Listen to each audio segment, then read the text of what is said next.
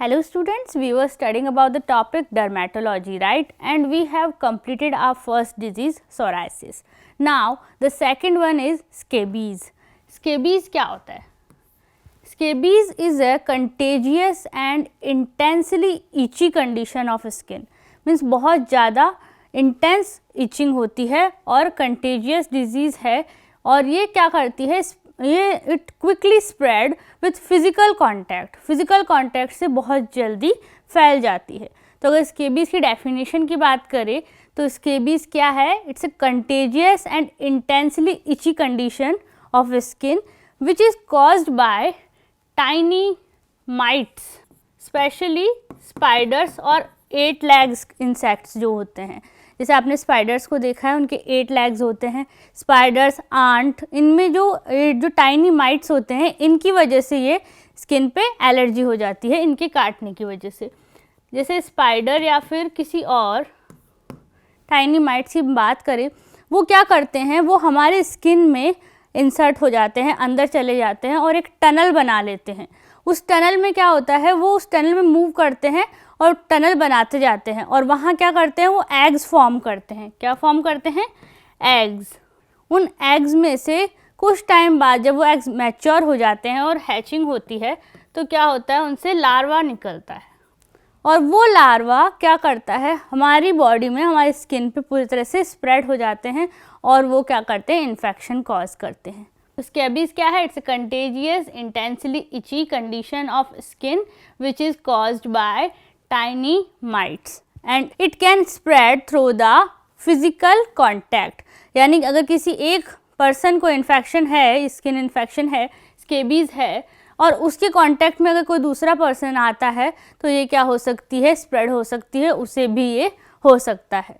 तो स्केबीज़ का आपको इंट्रोडक्शन समझ में आ गया. स्केबीज़ क्या होती है, किसकी वजह से होती है और क्या है, एक स्किन इन्फेक्शन है. अब देखते हैं इसके सिम्टम्स क्या होते हैं. मैंने आपको बताया इंसेक्ट्स की वजह से होती है, स्मॉल माइट्स की वजह से होती है. इसमें इचिंग कैसी होती है, एकदम इंटेंस, ठीक है. और स्मॉल बम्प्स फॉर्म हो जाते हैं, ऐसे ओवर ग्रोथ हो जाती है स्किन के ऊपर, जिसे हम बोलते हैं बम्प्स.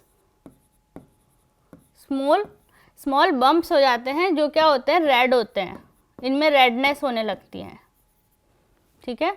स्वेलिंग टाइप इस तरह से बम्प्स हो जाते हैं छोटे छोटे, उन्हें जैसे किसी मच्छर के काटने पे होते हैं उसी तरह के बम्प्स होने लगते हैं स्किन पे और रेडनेस हो जाती है.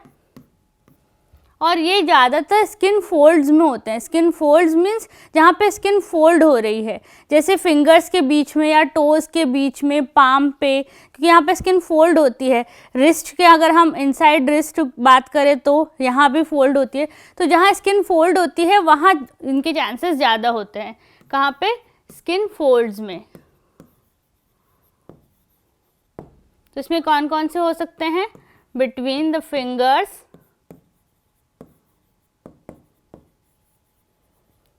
टोज और आर्मपिट में भी स्किन फोल्ड होती है, और एल्बो और रिस्ट, इनके इनसाइड पार्ट में यहाँ पे स्किन क्या होती है, फोल्ड होती है.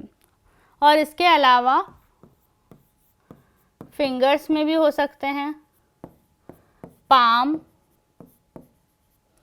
सोल, इनमें भी इनके होने के चांसेस ज़्यादा होते हैं. तो कहाँ कहाँ ये हो सकते हैं? स्किन फोल्ड्स में, जहाँ पे स्किन फोल्ड होती है हमारी बॉडी की. और इनके सिम्टम्स क्या होते हैं? इचिंग होती है बहुत ज़्यादा, बम्प्स हो जाते हैं छोटे छोटे और रेडनेस होती है उन बम्प्स में, ठीक है. तो ये है इसकी symptoms. After the symptoms of scabies, now aetiopathogenesis. अब कौन कौन से रीजंस होते हैं स्केबीज़ के और ये कैसे होती है वो देखते हैं. इटियोपैथोजेनेसिस में सबसे पहले रीजंस या कॉजेज़ की अगर हम बात करें तो मैंने आपको बताया कि ये कैसे होती है. अगर हम कांटेक्ट में आते किसी इन्फेक्टेड पर्सन से तो हो सकती है. तो इन्फेक्टेड स्किन के अगर हम कांटेक्ट में आ रहे हैं या उस स्किन से टच हो रहे हैं तो उससे ये हो सकता है. और शेयरिंग क्लॉथ्स, यानी किसी इन्फेक्टेड पर्सन के क्लॉथ्स हमने शेयर किए हैं तो भी हो सकता है। और sleeping with the infected person, अगर किसी इन्फेक्टेड पर्सन के साथ में हम सोए हैं तो उससे भी ये हो सकता है, ठीक है। तो ये रीजंस हो सकते हैं स्केबीज के हमारे कांटेक्ट में या फिर स्प्रेड होने के, ठीक है। और रीज़न मैंने आपको बताया ये टाइनी माइट्स की वजह से होता है। तो जो छोटे इंसेक्ट्स होते हैं 8 लेग्स माइट्स, उनकी वजह से होता है और उनके स्किन में हमारे चले जाने की वजह से, क्योंकि वो क्या करते हैं हमारे स्किन की जो लेयर होती है आउटर लेयर उसमें चले जाते हैं, इसे हम बोलते हैं बोरो। और वहाँ क्या करते हैं ये अपने एग्स फॉर्म करते हैं, जिनकी हैचिंग होने के बाद यानी वो एग्स जब मैच्योर होते हैं उनमें से लार्वा निकलता है। वो लार्वा क्या करता है हमारी स्किन में पूरी तरह से स्प्रेड हो जाता है और उसकी वजह से स्किन पे इन्फेक्शन होता है, जो मैंने आपको बताया इचिंग और जो टाइनी बम्प्स बनते हैं वो उस तरह के इन्फेक्शन होते हैं। तो ये क्या करते हैं हमारे स्किन में चले जाते हैं और क्या करते हैं फॉर्म एग्स और लार्वा। और ये लार्वा जब मैच्योर होता है तो क्या होता है हमारी स्किन में ही अंदर ही ये मैच्योर होते हैं और वहीं पे फैलने लगते हैं, ठीक है।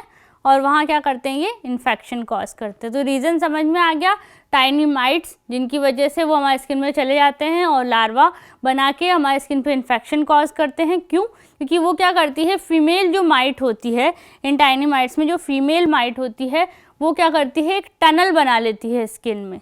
जैसे ही वो हमारी बॉडी की जैसे ये स्किन की लेयर है, जैसे ही वो इस पर आई, ठीक है, ये मान लीजिए माइट है, जैसे ही वो आई उसने क्या किया यहाँ एक टनल बना ली। जैसे जैसे वो मूवमेंट करती है वहाँ से वैसे एक टनल बना लेती है और इस टनल में छोटे छोटे उनके एग्स फॉर्म कर लेती है काफ़ी नंबर में। और इन एग्स में क्या होता है जब इनकी हैचिंग होती है तो इनसे लार्वा निकलता है और वो लार्वा यहीं इन्हीं स्किन के अंदर ही क्या हो जाता है मैच्योर होता है और वो इन्फेक्शन कॉज करता है, ठीक है। तो ये इसका रीज़न है, पैथोजेनेसिस है, इटियोपैथोजेनेसिस, जिसमें इसके कॉजेज़ भी आ गए और पैथोफिजियोलॉजी भी आ गई, कैसे होता है और कौन कर सकते हैं। इसके अलावा ये इम्यून सिस्टम जिनका वीक होता है उनके होने के चांसेस है, क्योंकि कोई भी इन्फेक्शन किस पे डिपेंड करता है इम्यून सिस्टम पे। तो इम्यून सिस्टम वीक होता है जिनका, या फिर जिनको HIV जैसी डिजीज़ है उनमें क्या होते हैं ये स्केबीज होने के चांसेस ज़्यादा होते हैं, ठीक है। और रीजंस मैंने आपको बता दिया, स्किन कांटेक्ट से या फिर क्लॉथ शेयरिंग से या फिर स्लीपिंग से ये स्प्रेड हो सकता है। ये कैसे होता है बता दिया, tiny might say. Immune system जिनका वीक है या जिनको HIV है उन्हें ये होने के चांसेस ज़्यादा होते हैं। After the aetiopathogenesis now treatment. अब ट्रीटमेंट क्या होता है, मैंने आपको बताया कि नॉन फार्माकोलॉजिकल और फार्माकोलॉजिकल 2 टाइप के ट्रीटमेंट होते हैं। यहाँ पे नॉन फार्माकोलॉजिकल ट्रीटमेंट में हम क्या कर सकते हैं, ये किससे होता है टाइनी माइट्स की वजह से होता है और क्लॉथ शेयरिंग की वजह से होता है। अगर इन्फेक्टेड पर्सन के क्लॉथ्स हमने शेयर कर लिए हैं या फिर ऐसी जगह पे हम है जहाँ पे इन्फेक्टेड पर्सन ऑलरेडी हमारे साथ है, तो यहाँ क्या करना चाहिए, हमें साफ़ सफाई का ध्यान रखना चाहिए, क्लॉथ्स को वॉश करना चाहिए प्रॉपरली और आसपास भी हमें सफाई रखनी चाहिए ताकि जो माइट्स है वो हमारे आसपास में नहीं हो। जैसे स्पाइडर्स वगैरह के लिए गंदगी में ज़्यादा ये होते हैं, तो हमें क्या करना चाहिए, सफाई का ध्यान रखना चाहिए और इम्यून सिस्टम स्ट्रॉन्ग करना चाहिए, जिससे हम प्रॉपर डाइट ले सकते हैं, जिसके लिए प्रॉपर एक्सरसाइज कर सकते हैं। तो इससे हम नॉन फार्माकोलॉजिकल ट्रीटमेंट जिसे हम बोलते हैं उनसे हम यहाँ पे स्केबीज से क्या कर सकते हैं, बच सकते हैं। अब स्केबीज की कंडीशन अगर ऐसी हो गई है कि नॉन फार्माकोलॉजिकल ट्रीटमेंट से काम नहीं चलने वाला, फार्माकोलॉजिकल ड्रग्स यूज़ करनी होगी।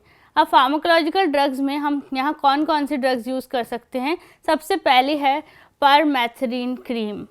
ये जो है ये फर्स्ट लाइन ड्रग है स्केबीज के लिए। अगर किसी को भी अपने आसपास में इन टाइनी माइट्स या स्पाइडर्स ने इन्होंने इन्फेक्शन कॉज किया है स्किन पे, तो परमेथरिन क्रीम यूज़ करते हैं, बहुत ज़्यादा यूज़ होती है और पॉपुलर भी है। ये परमेथरिन क्रीम यूज़ करते हैं जो क्या करती है, इन माइट्स को किल कर देती हैं, ठीक है। इसके अलावा सल्फर क्रीम ये यूज़ करते हैं ओवरनाइट, मीन्स रात भर इसको लगा के आप सो जाइए और सुबह तक आपका इन्फेक्शन क्या हो जाएगा, सही हो जाएगा। तो ओवरनाइट इसको यूज़ करते हैं। इसके अलावा इवर्मेक्टिन, इसकी पिल्स आती है, जो भी इन्फेक्शन को क्या करती है, ख़त्म करती है। और एंटी पैरासाइटिक ड्रग्स, इस तरह के जो इंसेक्ट्स की वजह से जो डिजीज़ होती है, इन्फेक्शंस होती हैं, जैसे हेलमिंथीस की वजह से या फिर इन टाइनी माइट्स की वजह से, इंसेक्ट्स की वजह से, तो वहाँ पे ये एंटी पैरासाइटिक ड्रग्स यूज़ की जाती है बॉडी से इन माइट्स को या फिर इन लिविंग ऑर्गेनिज्म को किल करने के लिए। ठीक है, तो ये ट्रीटमेंट में है permethrin cream, sulphur cream, ivermectin और एंटी पैरासाइटिक ड्रग्स। ये ट्रीटमेंट है स्केबीज़ का। तो यहाँ पे हमारा स्केबीज़ कंप्लीट होता है। अब हम नेक्स्ट डिजीज़ के बारे में पढ़ेंगे, डर्मेटोलॉजी की third final disease eczema. Now the third one disease is eczema. Eczema क्या होता है? एक्जिमा भी वही स्किन की कंडीशन है, इसमें ड्राई, इची और इन्फ्लैम्ड स्किन बन जाती है। मीन्स स्किन में क्या हो जाती है, एक तो वो ड्राई हो जाती है और उसमें इचिंग होती है और इन्फ्लेमेशन हो जाता है। एक्जिमा हमने बहुत नॉर्मली वर्ड सुना भी होगा, जिन्हें पूरी बॉडी पे खुजली होती है तो उन्हें बोलते हैं हम इन्हें एक्जिमा की प्रॉब्लम है और एक्जिमा की इनको दवाई देनी होगी। एक्जिमा क्या होती है, फुल बॉडी पे इचिंग होने लगती है और इन्फ्लेमेशन हो जाता है, रेडनेस हो जाती है, स्वेलिंग आ जाती है स्किन पे। इसे हम एक और नाम से भी जानते हैं, डर्मेटाइटिस।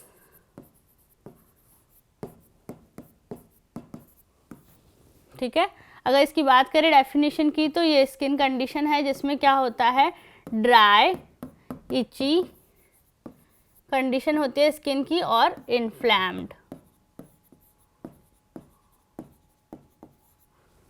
ठीक है, it's a skin disease in which skin become dry, itchy और इन्फ्लैम्ड। ठीक है, और अब इसके सिम्टम्स की अगर हम बात करें तो इसके सिम्टम्स में भी यही है, ड्राई हो जाती है स्किन,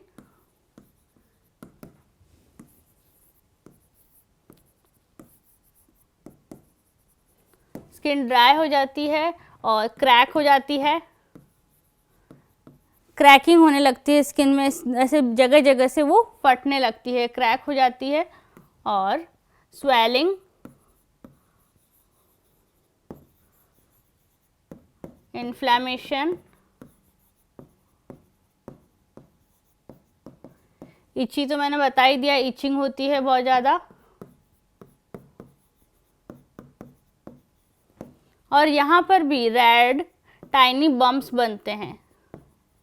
जैसे मैंने आपको बताया, मच्छर के काटने की वजह से जो स्किन पे बन जाते हैं छोटे छोटे, उन्हें रेड बम्प्स यहाँ पे भी बनते हैं, और स्किन बहुत ज़्यादा सेंसिटिव हो जाती है, सेंसिटिव हो जाती है, थिक हो जाती है स्किन, और डार्क भी हो जाती है। स्पेशली आइज़ के नीचे से अंडर आइज़ क्या हो जाती है, स्किन डार्क हो जाती है, थोड़ी ब्लैक सी हो जाती है। ठीक है, तो ये इसके सिम्टम्स हैं, dry skin, cracked skin, swollen, inflammation, itching, red bumps, sensitive, thick और डार्क।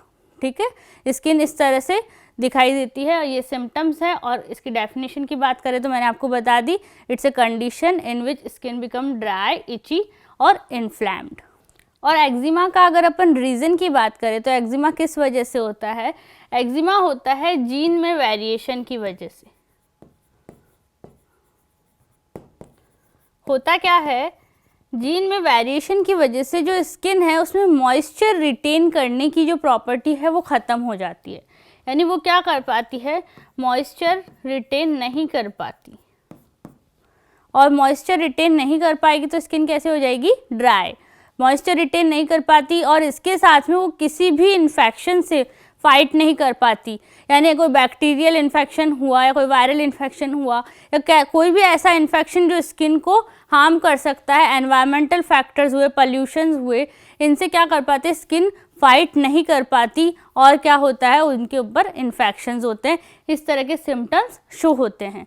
तो एक्जिमा का रीज़न समझ में आया, जीन वेरिएशन की वजह से क्या होता है, स्किन की कैपेसिटी टू प्रोटेक्ट जो है, प्रोटेक्ट करने की कैपेसिटी है वो क्या हो जाती है, लूज हो जाती है। ठीक है, अब after the introduction and symptoms of eczema, now aetiopathogenesis.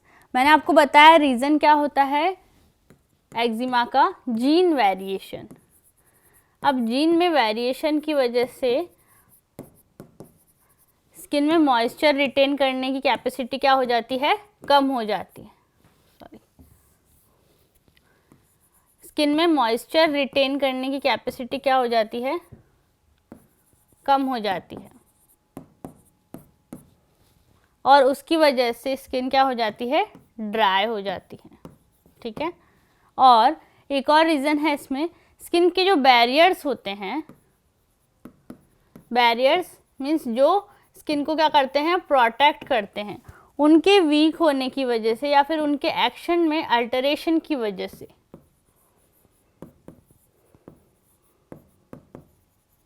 जो स्किन को किसी भी इन्फेक्शन से बचा रहे हैं, वो बैरियर्स वीक होने की वजह से या उनमें अल्टरेशन की वजह से क्या होता है, इस तरह के इन्फेक्शन होते हैं। और वो वीक कैसे होते हैं, हमारा जो IgE, हमने इम्यून सिस्टम में पढ़ा था IgE रिस्पॉन्सिबल होता है हाइपर सेंसिटिविटी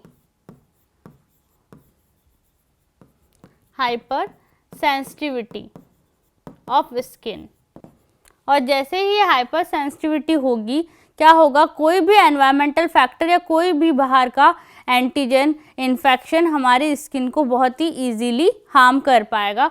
हाइपर सेंसिटिविटी हो जाएगी, हमारी स्किन बहुत ज़्यादा सेंसिटिव हो जाएगी और छोटा सा इन्फेक्शन भी हमारी स्किन को हार्म करेगा, क्योंकि बैरियर्स ने काम करना क्या कर दिया है, बंद कर दिया है। बैरियर्स वीक हो गए और हाइपर सेंसिटिविटी हो गई IgE के एक्टिवेशन की वजह से, तो स्किन में क्या होगा, कोई भी इन्फेक्शन इजीली होगा और इसकी वजह से हमारी स्किन में इस तरह के एक्जिमा जैसी डिजीज़ होती है, जिसमें ड्राई, इची और इन्फ्लेमेशन होता है स्किन पे।